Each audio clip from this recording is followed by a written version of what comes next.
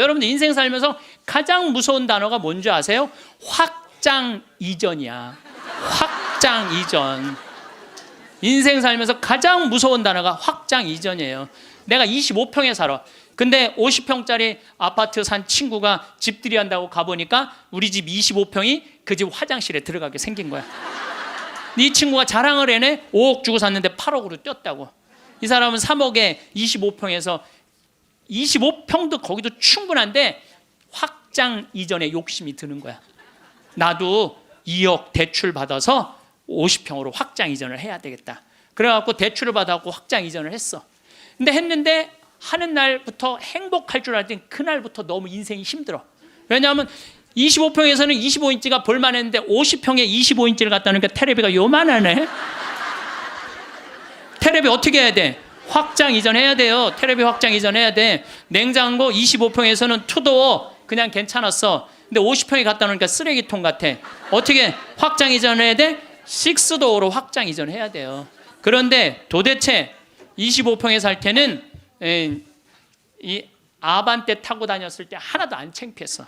왜냐하면 그 25평에 사는 사람들은 다 엑센트, 무슨 K3, SM3, 뭐 소나타 이 정도인데 50평에 이사 가보니까 벤츠, BMW, 아우디네 다.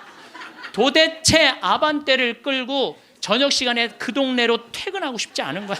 창피해서.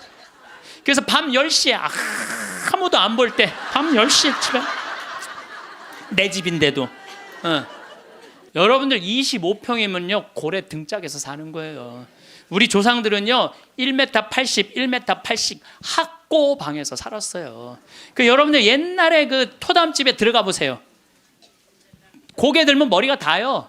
그리고 방 안에 앉으면은 4-5명 앉으면 엉덩이 들이밀 데가 없어요. 거기에 7-8명 나봐.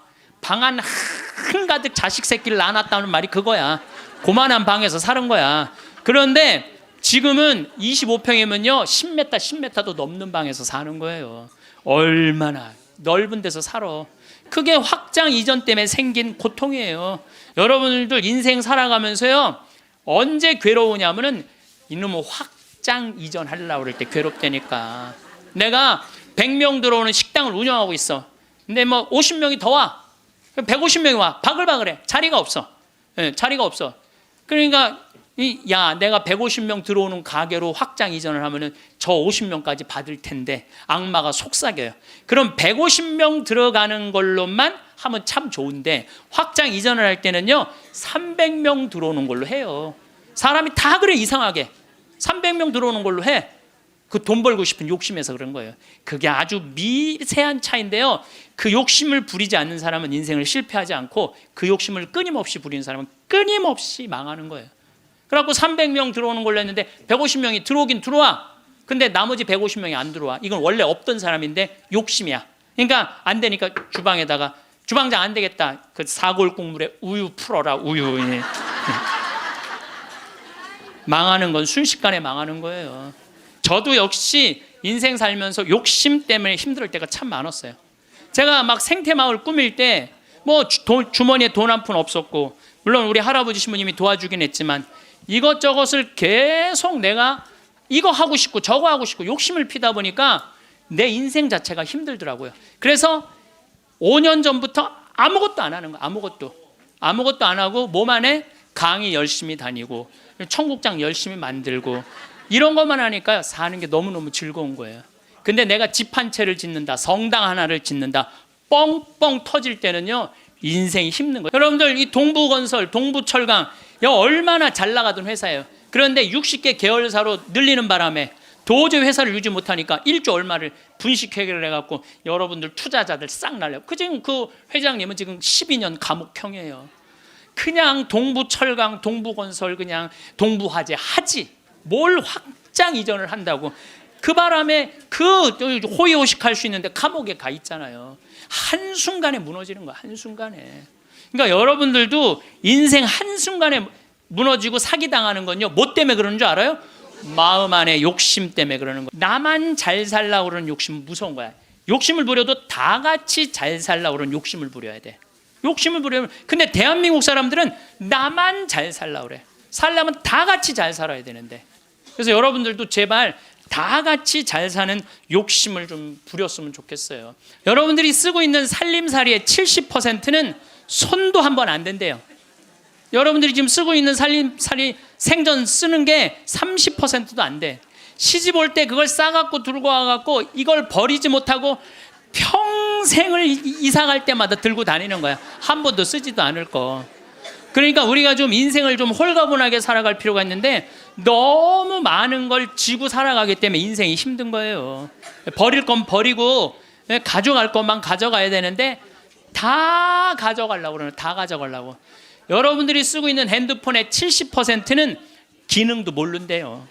네. 내가 이걸로 정보를 검색하는 것도, 텔레비전을 보는 것도, 인터넷을 하는 것도, 이메일을 하는 것도 아무것도 모르고 그저 주고받는데도 100만 원짜리 휴대폰을 쓴다는 거예요.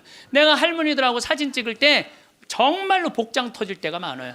할머니들이 사진 찍자고 하고 다 이게 쓰면은, 자 신부님 웃으세요, 딱 웃으면 할머니들이 막 찍으면서 핸대는 소리가, 신부님 근데 왜 내가 나와, 왜 내가 나와, 막 이래요. 막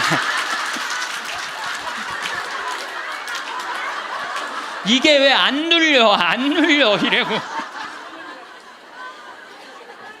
제가 보기에는 우리나라 국민의 80%는 100만 원짜리 들고 다닐 필요 없어요. 10만 원짜리만 들고 다녀도 되는데 그게 다 필요 없는 걸 끌고 다니는 거예요. 여러분들 별장의 70%는 필요 없는 공간을 쓰고 있대요. 별장의 70%는 필요 없는. 그러니까 우리가 그 필요 없는 것만 걷어내도 인생살이 홀가분한 거예요. 인생살이. 제가 끊임없이 제가 말씀드리지만은 여러분들 자녀들이 태어나갖고 계속 학원 보내고 이 학원 저 학원 보내는 게 애들을 사랑해서 보내는 게 아니에요. 욕심 채우기 급급한 거예요. 욕심 채우려고 애들을 불행하게 만드는 거예요. 애들은요 끌고 다니는 게 사랑이 아니에요. 애들은 엄마 아빠가 같이 놀아주고 같이 놀아만 줘도 여러분들 애들은 행복해요.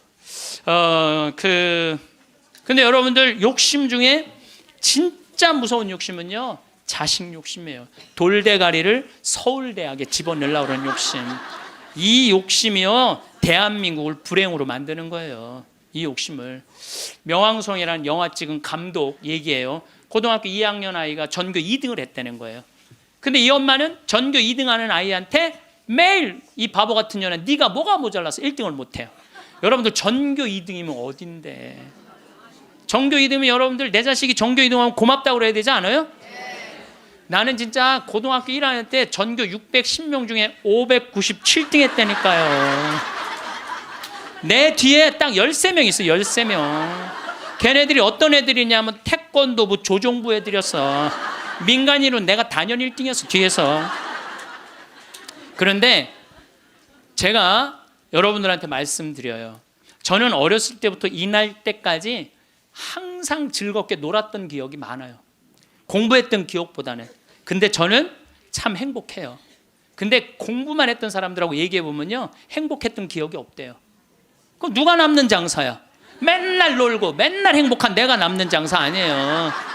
그게 남는 거예요. 그러니까 여러분들 자식들 공부 못한다고 구박할 게 아니라는 거예요. 행복한 길을 찾아주면 되잖아요. 고등학교 2학년 때 얘가 1등 아이가 시험을 못 봐갖고 어부지로 얘가 1등을 했어. 이제 됐지. 그리고 죽은 거예요. 엄마한테 한 마지막 항변이죠. 여러분들 우리가요 이 뭐 때문에 죽이는 거예요? 욕심 때문에 죽여. 욕심 때문에. 그리고 난 고등학교 2학년 때 전교 꼴등을 했어도 꿈은 있었어. 신부가 되고 싶은 꿈. 나는 고등학교 2학년 때 신부 원하면 그냥 다 가는 줄 알았어. 근데 딱 올라가 봤더니 공부를 잘해야지 신학교를 가는 거예요. 내 성적 갖고는 어린 반푼어치도 없는 거예요. 내 성적 갖고는. 그래서 진짜 신부가 되고 싶은 열정에 공부 열심히 했어요. 근데 첫 시험에 전교 25등을 했어요. 전교 500 꼴등 하던 놈이. 난 뭐 너무너무 감사하죠. 신학교만 들어가면 되니까. 그래서 나는 고등학교 2학년 때 우리나라의 대학은 딱 4개 있는 줄 알았어요. 서울대, 연대, 고대, 신학교. 그랬더니 담임선생님이 우리 어머니한테 얘 공부 조금만 더 하면 서울대 갈 수 있을 것 같다고. 내가 다니는 학교가 그래도 명문고등학교였거든요. 나는 그 일반 학교 갈 생각이 전혀 없었어. 오로지 신부님이 목표였어요. 그러니까 어머니가 반대 진짜 많이 했어요. 정말 이건 눈물 없이 못 듣는 얘기야. 얼마나 나를 괴롭혔는지 몰라요. 고등학교 3학년 때는 잠을 안 재웠어. 새벽 3시까지 설득한다고. 아버지는 회사 사표 낸다고 그러고 어머니는 죽는다고 그러고. 왜냐하면 어머니 아버지가 성당을 안 다녔거든요. 아무도 우리 집에 형제들도 아무도 성당을 안 다녔으니까 이해를 못하는 거죠. 그러니까 아버지 이론이 그거예요. 왜 평생 남의 손에 밥을 먹으려고 그러느냐 이거예요. 마누라가 해주는 밥을 먹어야지. 그리고 대를 이어야지. 그게 조상님 얼굴을 보는 거지. 대가 끊어지면 어떻게. 나는 막내인데 무슨 대를 이어. 장난만 이으면 되지. 맨날 그냥 고등학교 3학년 때 어머니 아버지가 뭐 제주도로 내려간다는 둥 뭐 하여튼 굉장히 반대가 심했어요. 그래도 저는 귀에 하나도 안 들어왔어요. 저는 그때도 어렸을 때 내 인생이야 이건. 엄마의 인생이 아니고 아버지의 인생이 아니야. 내가 원하지 않는, 여러분들 죽음에 대한 강의할 때 내가 말씀을 드리는 게, 죽을 때 가장 후회하는 게 내가 왜 내가 그때 그거 하고 싶을 때 못했을까. 그게 가장 후회된다는 거 아니에요. 그래서 나는 내 인생이기 때문에 내가 아무리 어머니 아버지를 사랑해도, 어머니 아버지가 아무리 나를 사랑해도 내 인생은 내 인생인 거야. 그게 너무 강렬했죠. 사제가 되고 싶은 욕심이. 그래갖고 이제 고등학교 3학년 반대를 심하게 했는데 어쨌든 나는 신학교 원서를 넣어서 신학교 합격을 했어요. 너무 행복했어요. 온 세상을 다 얻은 것 같았어요. 그래갖고 집에 갔는데 어머니 나 신학교 합격했습니다. 근데 안방에서 빗자루 들고 두들겨 패는 거야. 막 두들겨 패는 거야. 나가라고. 너 같은 자식 필요 없다고. 나는 또 어머니가 또 안내조차도 내 발로도 잘 집을 나갔어요. 나가라고. 나가서 한 달 동안 떠돌아 살다가, 신학교 들어가기 전 한 달 동안 떠돌아 살다가, 뭐 올해는 집 많으니까 가서 친구네 집에도 가고 동생 네 집에 가서도 자고. 그 이제 입학식 날 어머니가 이불을 안 해주는 거예요. 이불을 해줘야 돼. 그래서 내가 3,000원짜리 스폰지 요 하나 사고, 그 매양동이라고 수원 거기 솜틀집이 많아요. 거기 가서 내가 솜 틀어서 내가 해서 이제 내가 싸들고 이제 가는데 어머니가 그러는 거예요. 신학교 들어가기 전날 내가 천주기라면 치가 떨린다는 거야. 내 막내 아들 뺏어간 천주기 치가 되는 거야. 그래서 당신이 세례를 받으면 10손가락에 장을 지진다는 거야. 네. 앞으로는 넌 내 자식 아니니까 앞으로 너는 우리 집에 들어올 생각 하지 말라고. 부모 자식 인연 끊자고. 난 너무 고맙더라고. 안 그래도 끊을 판인데. 아니 지금은 좀 문화가 다르지만 우리 때만 해도요, 신학교 들어가면 부모 자식 인연 끝난다고 우리 그렇게 알고 자랐어요. 인연 끊는 고맙더라고. 어머니가 먼저 끊자고 그래갖고. 신학교 들어갔어요. 신학교 너무 좋더라고요. 정말로 행복하게 지냈어요. 여름방학 때 왔는데 들어오지 말라는 거예요. 들어오지 말라고 그래도 여름방학 때 신학생이 얼마나 바빠. 중고등 캠프 따라가야지, 초등학교 캠프 따라가야지, 청년 캠프 따라가야지, 신학교 무슨 연수 있지. 집에 들어갈 시간이 어디 있어. 들어오지 말라고 그래도 그게 먹히지가 않는 거죠. 어머니 얼굴 보기도 바쁜데 겨울방학 때도 들어오지 말라는 거예요. 누나네 집에 지금 장가간 우리 조카 방에서 이제 방학을 하고 2학년 1학기 여름방학 때 왔는데 깜짝 놀란 거예요. 거실 한가운데 성모님하고 예수님이 계신 거예요. 거실 한가운데. 그래서 이게 어떻게 된 거냐 그랬더니 어머니가 그러는 거예요. 네가 그때 신학생이 뭔지도 몰랐으니까 네가 성당 나오라 때문에 내가 안 나갔다는 거예요. 근데 꿈에 요한 바오로 2세 교황님이 오셔서, 그때 한참 84년대 한국에 오셨잖아요. 꿈에 오셔서 소리를 질르더래요. 이 집이 신부가 날 집인데 고집을 피면 어떻게 하느냐고. 근데 그 소리가 너무 커갖고 깨어났는데 너무 놀랬대요. 천둥 소리 같이 컸대요. 그래서 내 아들 팔자가 신부 팔자인가 보다. 내가 마음을 고쳐 먹어야 되겠다. 그리고 당신이 성당에 나간 거예요. 내가 거실 한가운데 성모님하고 십자고상 있는 거 왜 놀랬느냐면은 고등학교 2학년 때 어머니가 내 방에 있는 성모상 십자고상 다 버렸거든. 내 친구한테 주고 갖고 가라고 버리고. 그래서 내 손바닥만한 성모님이 있는데 그 성모님은 내가 너무 좋아하는 성모님이야. 그래갖고 이 성모상은 내가 학교 갈 때 꼭 그래서 성모님 나하고 같이 학교 가야 돼. 여기 있으면 죽어. 그래서 이제 가방에 넣어갖고 학교 가요. 그럼 어머니가 버리려고 내 방 딱 방문 열으면 없대는 거야. 분명히 있었는데 성모님이 발이 있는 것도 아니고. 저녁에 오면 내 방에 또 가방에 딱 꺼내놓고 다음날 학교 가자 성모님 그래갖고. 아이 근데 성모상이 거실 한가운데 있으니 얼마나 놀래요. 근데 어머니가 누구한테 얘기를 하고 나가? 성당 나가면 10손가락에 장을 지진다고 그랬는데, 저녁 먹으면서 이제 당신이 세례받은 사연을 얘기를 하더라고요. 그래서 내가 그 얘기를 다 듣고 숟가락을 딱 내려놓고 어머니 나하고 부엌에 좀 가자. 부엌에 왜 가니? 가스불 켜놓고 장지지로 가자. 장지지로 10손가락에 장지지로. 성당 나가면 10손가락에 장지진다며. 내가 언제 그랬냐는 거예요. 근데 요즘은 어머니가 이런 말씀을 하세요. 미안하다고. 그렇게 좋아하는 건데, 저렇게 좋아하는데 내가 왜 이렇게 말렸는지 모르겠다고. 여러분들 자식이요 좋아하는 걸 시키세요. 여러분들이 좋아하는 걸 시키지 말고 자식이 좋아하는 걸 시키세요. 우리 집에 참 재밌어요. 우리 집은 조카가 6이 있는데 얘네들이 또 다 애들이 돌머리야. 그래서 서울에 학교 다니는 애 단 한 명도 없어요. 6명이 다 그렇게 지방대학을 저지하겠다고 저지방 우유를 그렇게 먹였는데도 다 저지방대학 더 저지방대학. 근데요 얘네들이요 착해요. 정말 착해. 애들이 어느 정도로 착하냐면은 집안 모임에 빠지는 애들이 없어요. 나와라 그러면 다 와. 애들이 다 오고 참 뭐 자기 자식 잘하면 팔불출이라고 그러지만 하여튼 우리 애들이 다 돌머리예요. 그건 확실해. 근데 얘네들이요 이번에 얼마나 대단한 일을 했느냐 하면은 이제 첫째 이제 제일 누나 아들이 이제 둘째 큰형 딸이 있고, 그런데 둘째 형 큰형 딸아이가 뭐 대학을 나와갖고 개 옷 만드는 걸 좋아해. 개 옷. 그래서 취직을 안 하고 개 옷만 만드는 거야. 개 옷만. 근데 작년에 그 첫째 누나 아들이 나한테 그러는 거예요. 삼촌, 제가 심장이 굉장히 튼튼한 애라는 거예요. 무슨 심장? 개를 저렇게 좋아하고 옷을 저렇게 잘 만들고 콘테스트에도 막 대고, 그런데 쟤한테 날개를 달아줬으면 좋겠다는 거예요. 무슨 날개를 달아주면 좋으냐? 그랬더니 이 친구가 하는 얘기가, 삼촌 수원 이 지역에 보니까 개 카페가 하나도 없대. 그래서 쟤한테 개 카페를 차려주면은 카페도 잘 운영하고 옷도 잘 만들어서 참 행복하게 살 것 같다는 거예요. 그래갖고 자기네들끼리 이제 6 애들이 모여갖고 회의를 계속 하는 거야.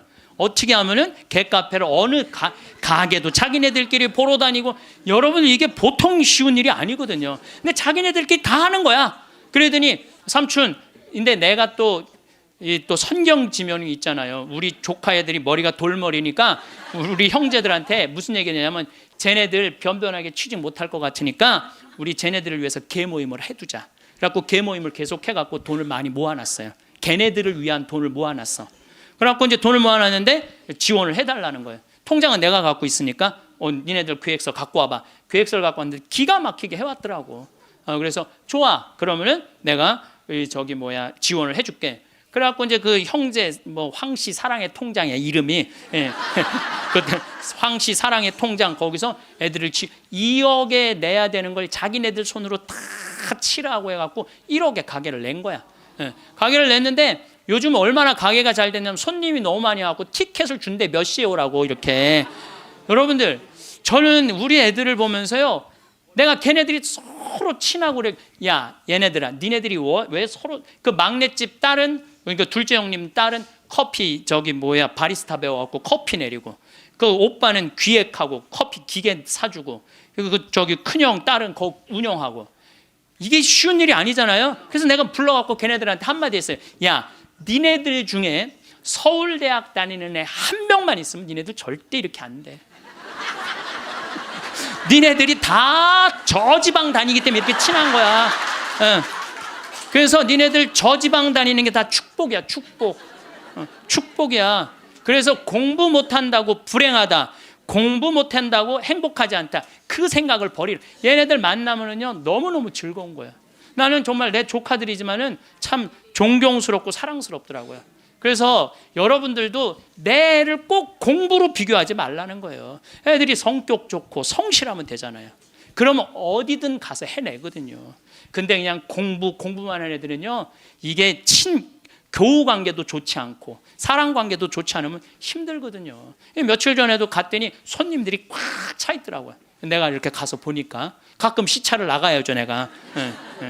참 기특하더라고요. 그래서 이 세상이 막 험난하다고 그러지만은 그렇게 형제들끼리 어울려 갖고 그렇게 하면은요, 세상 살아가는 게 험난하지가 않다니까요. 근데 우리는 너무 개인적이고 너무 이기적이야. 서로 협동할 줄을 모르는 거야. 그러니까 이 세상 이렇게 잘 먹고 잘 사는데도, 제가 늘 말씀드리잖아요. 대한민국의 5,000년 역사상 이렇게 잘 먹고 잘 산 적은 없어요. 5,000년 역사상. 그런데 왜 국민들은 행복하지 않다고 그래? 이게 나누지 못해서 그래. 나누지 못해서. 너무 이기적이라 그래. 너무 이기적이고 사랑을 할 줄 몰라서 그래. 제가 이제 다음 강의 때는, 이번에는 죽음 껴안기로 9시간 했으니까 다음에는 삶 껴안기로 강의를 할 거예요. 삶 껴안기로. 삶 껴안기 때 사랑을 얘기를 많이 할 거예요. 지금 우리 이 대한민국 사회가 가장 필요한 게 뭐냐면 사랑이에요. 예수님이 말한 사랑을 살지 않기 때문에 우리가 각박한 거예요. 여러분들, 제가 요즘 그런 공부를 이제 강의 준비를 하면서 조사를 해보니까요, 우리보다 훨씬 가정적인 나라들이 훨씬 많아요. 우리보다 가정적인 나라가 훨씬 많아요. 그래서 여러분들, 이제 우리가 생각을 좀 바꾸고 삶을 좀 바꿔야지 이 세상도 행복하고 죽을 때도 행복하게 죽을 것 같아. 자, 마지막으로 우리 교황님께서 행복 10계명을 작년에도 내놓고 올해도 내놓으셨는데, 내가 이게 내용이 너무너무 편안하고 좋아서 여러분들한테 소개를 해드립니다. 우리 교황님이 뭐라고 그러냐면, 자신의 방식대로 인생을 살되 타인의 인생을 존중하라. 이게 참 좋은 것 같아요. 우리는요, 남 잘 되는 꼴을 못 봐요. 남 잘 되는 꼴을 일단 깎아내리는 거야. 내가 하면 로맨스, 남이 하면 스캔들이야. 근데 남이야 어떻게 살든 내 멋에 살 줄 알아야 돼요. 남이 어떻게 근데 우리는 자기 멋이 없는 거야. 자기 개성이 없는 거야. 아니, 우리 마리아, 그 아이가 8월 15일 날 태어나고 본명이 마리아인데, 마리아 그 개카페를 이렇게 하는 거 보면 자기의 삶이 있어. 자기의 영역이 있어. 저 지방대학 나와도 자기의 삶이 있고 자기 멋에 살아가는데 계획도 있더라고요. 나중에 삼촌 아프리카 잠비아 하는데 자기가 크게 쏠 거라는 거예요. 그 계획도 갖고 있더라고요. 그래서 여러분들도 남하고 비교하지 마세요. 남하고 비교하는 순간 여러분들은 불행해지는 거예요. 제가 하느님한테 감사한 것 중에 하나가, 저는 남하고 잘 비교하지 않아요. 왜냐하면 비교해도 내가 안 되는 게 너무 많아. 키도 조그마고 얼굴도 씹다 뱉은 수제비 같이 생기고 안 되는 게 너무 많은데, 물론 나름대로 괜찮죠. 나름대로 괜찮은데, 남하고 비교하는 순간부터 행복은 날아가는 거예요. 그래서 교황님이요, 자기 방식대로 인생을 살라는 거예요. 근데 자기가 없잖아. 우리는 내가 없고, 누구 서울대학 안 가면 난 패배자고, 자식이 의사가 없으면 난 패배자고, 강남에 못 살면 난 패배자고, 이런 생각을 하고 사는 거예요. 꼭 이뻐야지 훌륭하고 잘생겨야지. 그러니까 꼭 이뻐야 돼요. 나는 요즘 들어서 얼굴보다는 마음이 훨씬 더 중요한 것 같아. 그리고 사실은 50 넘으면 다 거기에요. 50 넘으면 거기에요. 다 비슷비슷해요. 그런데 마음이 얼마나 아름다우냐에 따라서 다르다는 거예요. 마음이. 그래서 자기 방식대로 살 줄 알아야 된다는 거예요. 두 번째, 타인에게 마음을 열라. 우리 가운데 여기 계신 분들 이런 생각하고 있는 분들 계실 거야. 인생을 살아가면서 상처 많이 받은 분들은 아무도 사랑하지 않을 거야. 아무도 사랑하지. 나는 주지도 않고 받지도 않을 거야.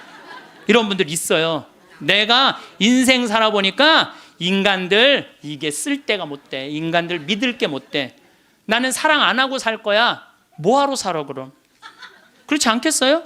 사랑을 하고 살아야지 사람인데, 제가 요즘 이렇게 이제 나이를 먹으면서 사람을 만나는 게 참 즐겁더라고요. 사람을 만나는 일이 참 즐겁고 신나더라고요. 그래서 이렇게 사람을 만나고 연락을 주고받고 친구를 도와주고, 물론 나도 도움을 많이 받죠. 여기 우리 교우들이 저를 정말 많이 도와주는, 그래서 정말 신나요. 나도 또 도울 수 있는 일이 있으면 얼마든지 돕고. 그러니까 타인에게 마음을 열 때 삶이 풍요로워지는 거예요. 인간관계가 굉장히 넓어지고 삶이 풍요로워지는 거죠. 다른 사람들에게 마음 열고 친절하게 대해야 된다는 거예요. 아까 제가 이 명동에서 이제 밥 먹고 들어오면서 문을 열어줬는데 한 20명 정도가 내가 문 열어주니까 계속 그냥 들어오더라고요. 내가 문을 열었는데 20명 정도가 계속 들어오더라고요. 그런데 여러분들, 이게 우리의 모습이에요. 서양에는요, 내가 문을 열어주잖아요. 뒤에 사람이요, 무조건 잡아줘요. 무조건 잡아줘요. 그리고 그 뒤에 오는 사람이 무조건 잡아줘요. 근데 아까 내가 문 열었는데 계속, 그리고 나한테 고맙다고 고개 숙인 사람 한 명도 없었어요. 그냥 가는 거예요. 우리가요, 얼마나 타인에 대한 배려가 없는지 몰라요. 다른 사람을 배려해주고 염려해주는 게 너무, 그러니까 참 이기적인 거예요. 지금 대한민국의 모습이 돈 1등 했기 때문에 그런 모습이 없는 거예요. 내가 이제 앞으로도 계속 그래 볼 거야. 계속 한번 문 열고 한번 기다려 볼 거야.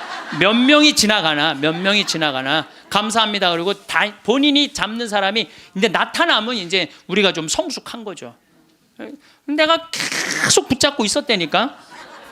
세 번째, 고요히 전진하라. 우리가 인생을 살면서요, 한 가지의 목표를 정하면 계속 해야 돼. 중간에 포기를 하면은요, 이게 안 하는 일만 못 하는 거예요. 제가 이제 생태마을을 꾸미고 산 지가 20년이 되고, 이쪽에 관심을 갖고 산 지가 30년이 돼요. 근데 계속 생태마을 꾸미다 보니까 저한테 하느님께서 시키는 일이 참 많더라고요. 근데 한 가지의 목표를 가지고 계속 고요히 전진하면은요, 우리의 삶에는 축복이 있어요. 근데 하다가 말면 있잖아요, 아무 축복이 없는 거예요. 아무 축복이 없는 거예요. 그래서 내가 뭔가 그냥 5년이고 10년이고 20년이고 계속 진행하는 일이 본인이 있어야 된다는 거죠. 네 번째, 건강하게 쉬어라. 우리 교황님이 참 멋있어요. 노를 때 건강하게 노르라는 거예요. 그러니까 노는 게 중요해. 노는 게, 여러분들 노는 게 하나도 안 중요할 것 같죠? 그거는 돈 있는 사람들의 사치일 것 같죠? 나는 니마 그 강을 건너지 마오에 그 할머니 할아버지들 돈 많아요, 적어요? 돈 많은 분들이 아니에요. 근데 어때요? 참 행복해 보이죠? 자식들이 중간에 와서 싸우긴 했지만 인간극장에서 보면요, 자식들도 참 건강해요. 손녀가 와갖고 결혼한다고 절도 하고 굉장히 건강한 집이에요. 그래서 나는 그 할머니 할아버지가 이렇게 손을 잡고 이렇게 가시는 모습을 보면서 저게 바로 건강한 거다. 둘이 얼마나 재미나게 살아요. 여러분들, 우리 할머니 할아버지들 한 집에서 어때? 막 맨날 싸우죠. 근데 늙어서는 싸우는 것도 재미야. 싸우지까지 않으면 무슨 재미로 살아, 둘이서. 싸우는 것도 재미예요. 근데 놀 때 건강한 놀이 문화를 만들 필요가 있는 거예요. 자기 취미 생활을. 우리 생태마을의 직원들이 이렇게 보면은 이제 생태마을에서 살면서 사는 게 즐거운 게 있는 것 같아. 그래서 건강하게 노는 법을 배우는 것 같아. 건강하게 노는 법을. 그래서 이번 9월 15일부터 9월 30일까지는 미국 횡단 여행 간다니까, 우리 직원들이 15일 동안. 참 좋죠. 식사 시간만이라도 테레비를 끄고 눈을 마주보고 대화를 하면서 밥을 먹으라는 거예요. 교황님 얘기예요. 교황님 얘기, 내 얘기가 아니고. 근데 우리는 식사 때도 그냥, 그러니까 가족이 아니야. 우리는 한 집에서 그냥 사는 거지. 식구가 아니라니까요. 식구가. 다섯 번째, 일요일은 가족과 함께 보내라. 여러분들 인생 살아가다 보면 나이를 먹으면 먹을수록 가족밖에 없다는 생각 참 많이. 물론 친구도, 벗도 중요하지만은 가족이 참 소중한 거예요. 그래서 근데 우리나라는 가족을 위해서 산다며 가족을 한 번도 안 만나는 아빠들이 너무 많아요. 30살에서부터 50살 때까지 가족을 산다면서 가족을 만나지 않아. 일요일 날 가족하고 함께 영화를 보러 가고 함께 운동을 하러 다니고. 어제 잠깐 보니까 스웨덴에서 아빠들이 이제 이 휴일을 평일날 해요. 그래갖고 이제 월요일 날 오전에만 근무하는 거야. 그리고 애들하고 노는 거야. 그게 너무 잘 돼 있어요. 근데 뭐 비단 그것뿐만 아니라 제가 가서 내 눈으로 봐도 너무너무 잘하는 거예요. 근데 우리는 성당 활동도 엄마 아빠 아들 딸 다 하는데 보면은 집에 오면 서로 말을 안 하잖아. 성당 얘기도 안 하고 하느님 얘기도 안 하고 대화할 줄 모르는 거죠. 6번째, 젊은 세대에 품위 있는 일자리를 만들어줄 혁신적인 방법을 찾아라. 이 교황님 말씀이에요. 젊은이들이 일을 해야 되거든요. 우리나라의 또 심각한 문제 중에 하나가 젊은이들이 일거리가 없는 거야. 일거리가. 그리고 젊은이들이 노동의 소중함을 몰라요. 저는 요즘 꿈꾸고 있는 게 하나 있어요. 뭐를 꿈꾸느냐면은 이제 대한민국 여기서 일 안 해도 돼요. 내가 이제 이번 1월 30일 날 잠비아에 가거든요.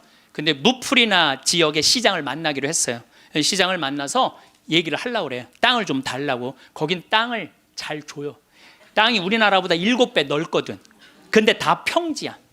근데 비도 많이 오시고 땅도 옥토예요. 근데 그걸 할 줄을 모르는 거예요.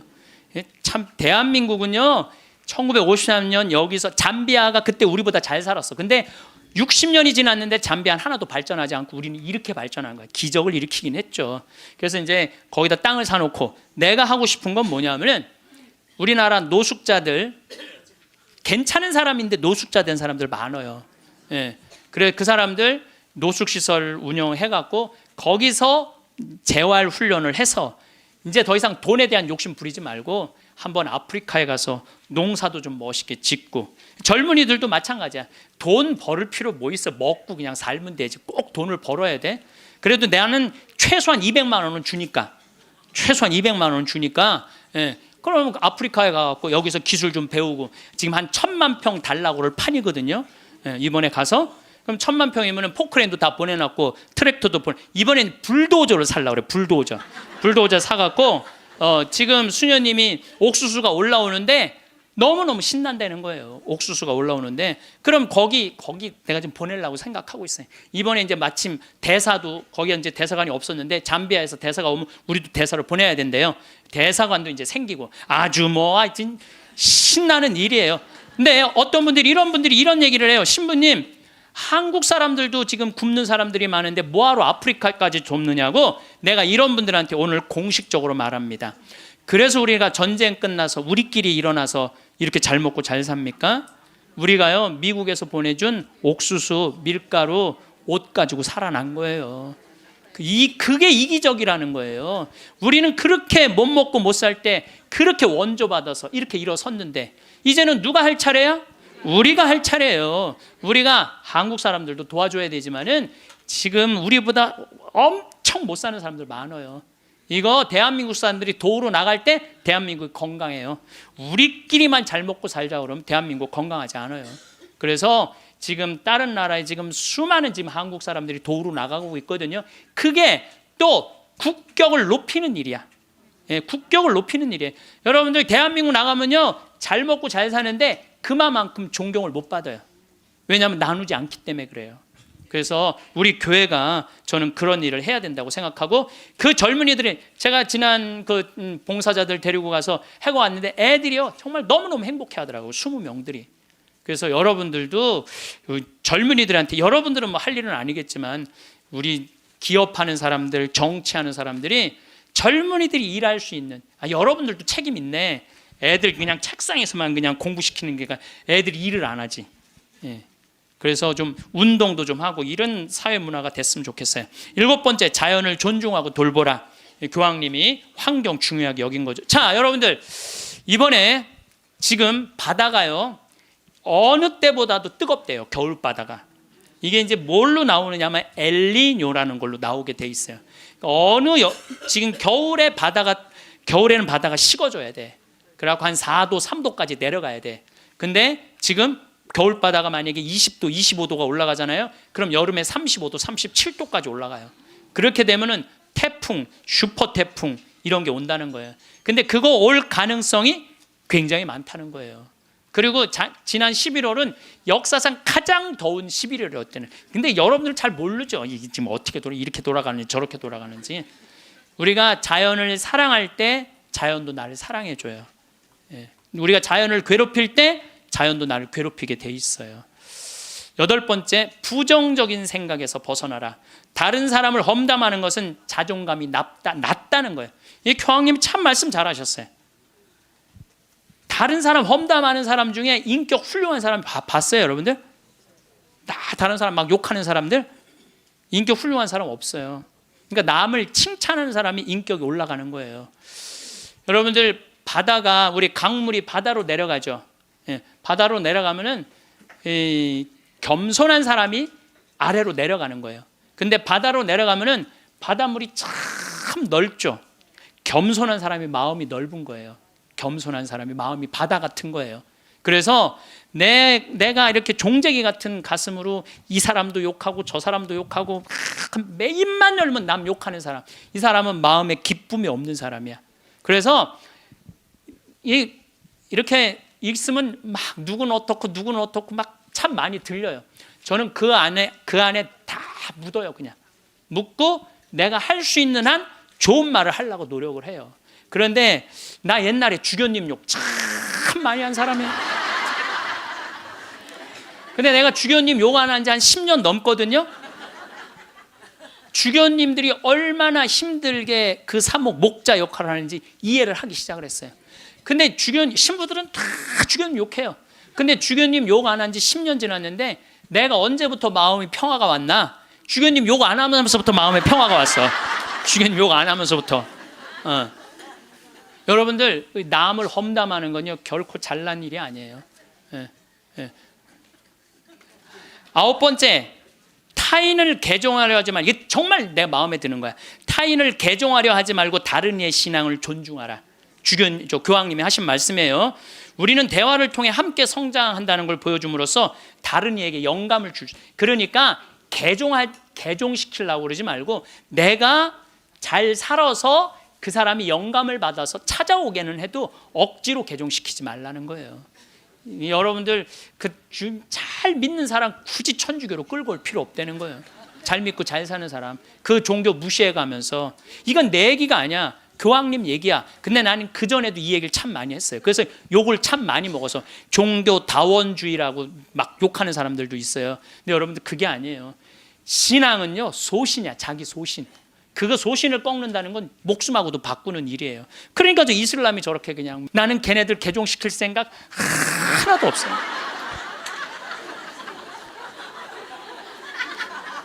교황님이 뭐라고 그러냐면, 모든 일 가운데 최악은 개종이다. 교회는 개종이 아니라 교회가 보여줄 수 있는 매력을 통해 사람들이 동참하도록 성장해야 된다. 그 얘기를 교황님이 하셨어요. 그래서 우리 천주교 좋아. 그래, 개종시켜놨더니 와서 보니까 좋은 거 하나도 없고 말씀도 없고 신앙도 없으면은 그 뭐야? 그렇잖아요. 근데 내가 열심히 살고 하느님 기쁨, 복음, 내 안에 기쁨이 막 흘러넘쳐, 내 안에 복음이 흘러넘쳐. 그럼 그 기쁨을 나눠 가지는 사람은, 그거는 바로 그게 교황님이 원하는 거라는 거죠. 열 번째, 평화를 위해 일해라. 전쟁이 끊이지 않는 시대에 사는 우리는 평화를 위한 목소리를 내야 된다는 거죠. 평화는 아무것도 하지 않고 가만히 있는 상태가 결코 아니라는 거죠. 그래서 우리들이 평화를 위해서 일하는 거, 여러분들, 우리가 지금 평화를 위해서 일할 수 있는 거 참 많죠. 저는 제가 우리 생태마을 꾸미는 일도 참 행복하고, 우리 교우들한테 건강한 먹을거리 제공하는 것도 행복하고, 잠비아 일 꾸미는 것도 행복하고, 이제는 남미 쪽에 신부들하고 연결을 하고 있어요. 남미 쪽도 우리가 도와줄 수 있으면 도와주는 일도 지금 하려고 지금 추진 중에 있어요. 그래서 일단은 남미에 있는 신부님, 수녀님들한테 프로그램을 내봐라. 그럼 내 1년에 일단은 1,000만 원씩 도와주겠다. 돌아가면서 그렇게 해놨는데, 이제 곧 있으면 회의를 한대요. 그래서 편지는 해놨는데 어떻게 될지 모르겠어요. 자, 여러분들, 우리들이 잘 사는 사람이 잘 죽을 수 있는 거예요. 이제 예수님이 십자가에 못 박혀 돌아가시고 3일 만에 부활하셔서 하늘나라 문 열어놓으셨어요. 그 문을 들어가느냐 안 들어가느냐 누구한테 달려있는 거냐면 우리한테 달려있는 거야. 나의 믿음, 나의 삶에 달려있는 거야. 그래서 그 하늘나라가 어떤 세상이 전개될지는 우린 모르지. 바오로 사도 말처럼 지금은 희미하게 보이겠지만 그때는 완전히 잡을 수 있겠죠. 그렇지 않겠어요? 지금까지 그 하늘나라까지 다 상상하지 마세요. 그거 우리가 어떻게 알아? 그 다음 세계는 그 다음 세계 가서 알아보면 되지. 여러분들 엄마 뱃속에 있을 때 여기 이렇게 될 줄 알았어요? 그렇죠? 똑같은 거예요. 우리가 마지막 하늘나라는 하늘나라 가서 경험하면 되는 거예요. 하느님 온전히 믿고 이 세상 기쁘게 살면은 여러분들 행복한 나날 되고 마지막 날 영광스럽게 예수님 만나서 얼싸 안을 수 있으리라 생각을 합니다. 김수환 추기경님께서 2001년에 독일 어느 노인의 시라는 걸 옮겨 놓으셨는데 내용이 좋아서 마지막 기도로 바치겠습니다. 세상에서 으뜸인 일은 기쁜 마음으로 나이 먹고 일하고 싶지만 참고 말하고 싶지만 침묵하고 실망스러워질 때 희망을 갖고 마음 편히 공손하게 내 십자가를 지는 일. 젊은이가 힘차게 하느님의 길을 가도 시기하지 않고 남을 위해 일하기보다 겸손되이 남의 도움을 받으며 몸이 약해 아무 도움도 줄 수 없어도 온유하고 친절한 마음을 잃지 말자. 늙음은 무거운 짐이지만 하느님께서 주신 선물, 오랜 세월 때 묻은 마음을 세월의 무게를 담아 마지막으로 닦는다. 내 고향으로 돌아가려고. 이 세상에 나를 묶어놓은 끈을 하나씩 하나씩 끊는 것은 참 잘하는 일이다. 세상에 매어 있지 않아 아무것도 할 수 없게 되면 겸손되이 받아들이자. 하느님께서는 마지막으로 기도라는 가장 좋은 것을 남겨두신다. 손으로는 아무것도 할 수 없어도 두 손을 모으면 늘 할 수 있는 기도, 사랑하는 모든 일을 위해, 하느님께서 은총을 베푸시도록 빌기 위해, 모든 것이 다 끝나는 날 어서와 친구야, 너를 결코 잊지 않았어. 임종 머리맡에서 속삭이는 하느님을 만나게 될 것이다. 우리는 살면서 끊임없이 남과 나를 비교합니다. 아침에 눈을 뜨면서부터 밤에 잠들 때까지 우리의 시선은 언제나 다른 사람들에게 향해 있습니다. 누군가의 집이 더 넓어 보이고, 누군가의 자식이 더 잘된 것처럼 느껴지며, 누군가의 삶이 더 여유로워 보입니다. 이런 생각들은 그저 지나가는 순간의 감정이 아닙니다. 마치 작은 균열이 서서히 벽을 무너뜨리듯 이 비교의 습관은 우리 마음속 깊은 곳까지 스며들어 천천히, 그러나 확실하게 우리를 잠식해갑니다. 저 사람은 더 잘났다는 생각이 한번 마음에 자리 잡으면 그 생각은 쉽게 떠나지 않습니다. 처음에는 가벼운 부러움으로 시작되지만 시간이 지나면서 그 감정은 점점 무거운 짐이 됩니다. 어느새 나 자신이 초라하게 느껴지고 내가 이룬 것들이 아무것도 아닌 것처럼 여겨집니다. 분명 어제까지만 해도 만족스러웠던 내 삶이 누군가와 비교하는 순간 갑자기 부족해 보이기 시작합니다. 이것이 바로 비교가 가진 무서운 힘입니다. 비교는 우리가 가진 것의 가치를 빼앗아가고 우리가 누려야 할 만족을 앗아갑니다. 그리고 이 모든 것은 아주 작은 비교에서 시작됩니다.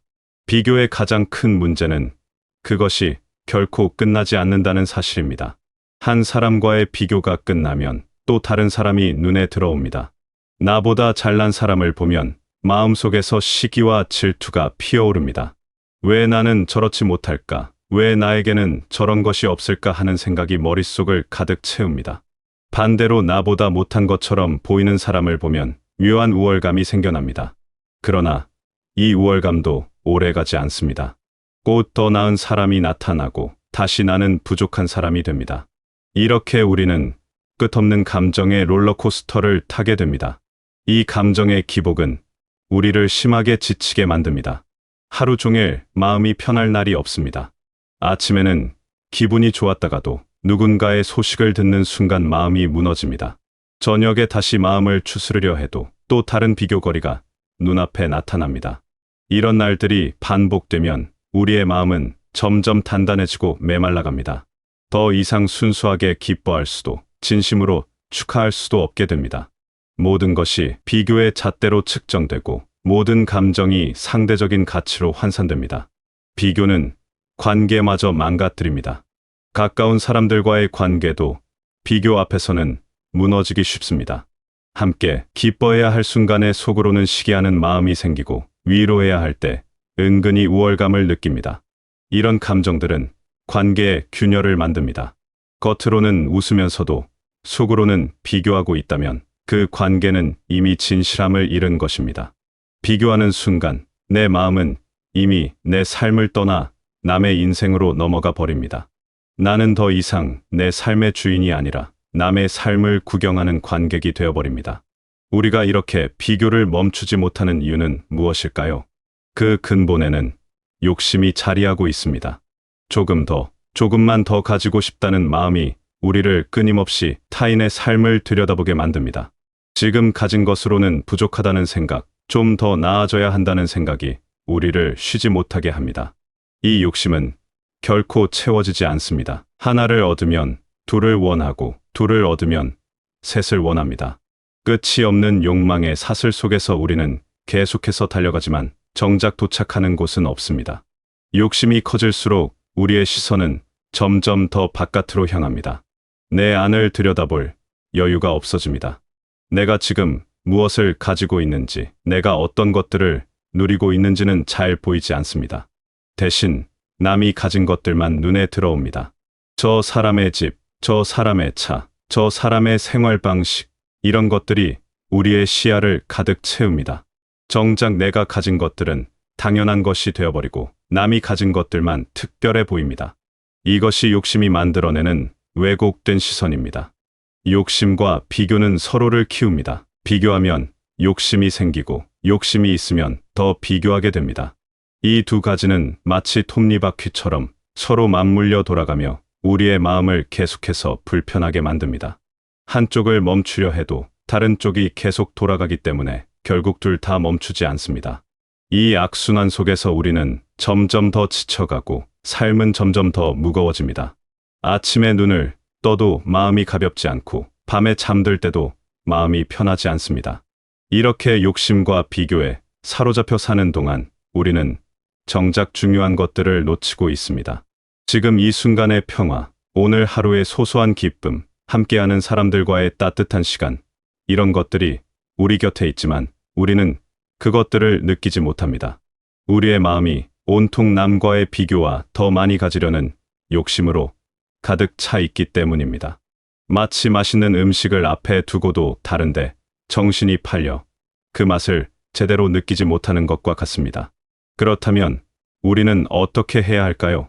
답은 꽤로 간단합니다. 욕심을 내려놓는 것입니다. 욕심을 내려놓으면 비교가 자연스럽게 사라지고 비교가 사라지면 마음이 편안해집니다. 물론 쉬운 일은 아닙니다. 평생 동안 키워온 욕심을 하루아침에 버릴 수는 없습니다. 하지만 조금씩 천천히 시작할 수는 있습니다. 오늘 하루만이라도 남과 나를 비교하지 않으려고 의식적으로 노력해보는 것입니다. 누군가의 소식을 들었을 때 바로 나와 비교하는 대신 그냥 그 사람의 일로만 받아들이는 것입니다. 욕심을 내려놓는다는 것은 아무것도 바라지 말라는 뜻이 아닙니다. 더 나은 삶을 원하는 건강한 바람까지 포기하라는 말이 아닙니다. 다만 끝없이 더 많이 가지려는 집착을 놓으라는 것입니다. 지금 가진 것으로는 절대 만족할 수 없다는 생각, 남보다 더 많이 가져야만 행복할 수 있다는 믿음을 내려놓으라는 것입니다. 이런 생각들이 우리를 불행하게 만들기 때문입니다. 누군가와 경쟁하지 않아도 괜찮다는 사실을 받아들이는 순간 삶은 비로소 내 속도에 맞춰 흘러가기 시작합니다. 더 이상 남의 속도에 맞춰 허겁지겁 달릴 필요가 없습니다. 천천히 걸어도 괜찮고 잠시 멈춰 서서 쉬어가도 괜찮습니다. 나만의 길을 나만의 속도로 가는 것, 그것이 진짜 내 삶을 사는 것입니다. 남들이 어떤 길로 가든 얼마나 빨리 가든 그것은 그들의 삶일 뿐 내 삶과는 상관이 없습니다. 욕심을 조금씩 줄여가면 신기한 일이 일어납니다. 하루가 가벼워지기 시작합니다. 마음속에 짐을 한 짐 한 짐 내려놓는 것처럼 욕심을 하나씩 놓을 때마다 삶이 가벼워집니다. 그리고 그 가벼운 마음으로 세상을 바라보면 예전에는 보이지 않던 것들이 눈에 들어오기 시작합니다. 아침 햇살의 따스함, 마당에 핀 작은 꽃, 창밖으로 들려오는 새소리, 이런 평범한 것들이 새롭게 느껴집니다. 이것들은 늘 거기 있었지만 우리가 욕심과 비교에 정신이 팔려보지 못했던 것들입니다. 작은 것에도 감사가 깃들기 시작합니다. 오늘 하루 건강하게 지낼 수 있음에 감사하고 따뜻한 밥 한 끼를 먹을 수 있음에 감사합니다. 편안한 잠자리가 있음에 감사하고 말을 나눌 수 있는 사람이 있음에 감사합니다. 이런 감사는 억지로 만들어내는 것이 아닙니다. 욕심을 내려놓고 비교를 멈추면 자연스럽게 우리 마음에서 솟아나는 것입니다. 당연하게 여겼던 것들의 소중함이 뒤로서 보이기 시작하는 것입니다. 많은 사람들이 행복을 찾아 헤맵니다. 더 많이 가지면 행복할 거라고 생각하고 남보다 앞서가면 만족스러울 거라고 믿습니다. 그래서 평생을 남보다 더 가지려고 애씁니다. 더 많이 모으고 더 높이 올라가고 더 넓게 확장하려고 노력합니다. 하지만 정작 행복은 오지 않습니다. 목표를 달성해도 잠깐의 기쁨만 있을 뿐 곧 다시 허전함이 찾아옵니다. 그리고 또 다른 목표를 향해 달려갑니다. 이런 식으로 평생을 달리다 보면 어느새 지쳐서 더 이상 달릴 수 없는 순간이 옵니다. 그때가 되어서야 깨닫게 됩니다.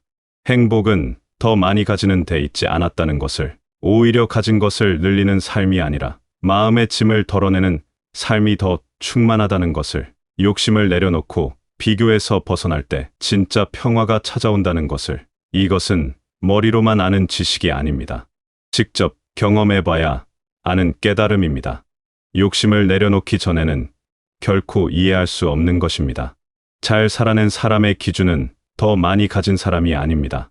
더 높은 곳에 올라간 사람도 아닙니다.